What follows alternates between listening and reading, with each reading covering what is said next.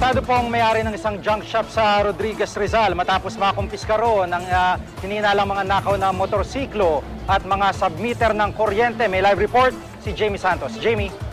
Gigi, nagmistulang surplus sa mga motorsiklo ang roof deck ng Rizal Police Headquarters sa dami ng motorsiklo na kanilang nakumpiska.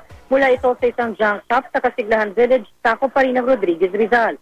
Ang ibang motorsiklo na chop-chop na. May mga nakumpiska rin silang mga submeter. Nag-inspeksyon ng mga pulis sa naturang junk shop matapos makatanggap ng tawag mula sa isang real estate developer.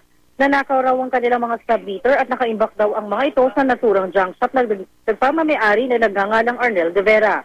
Kinumpirma ng real estate developer na pagmamayari nila ang mga nakumpiskang submeter.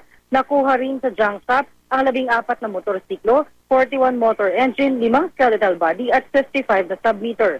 Na-inquest na si De Vera na mahaharap sa kasong paglabag sa anti-fencing law. Ayon sa mga pulis, hindi naman daw ito tumanggi o umaming nakaw ang mga nakumpisang gamit sa kanyang junk shop.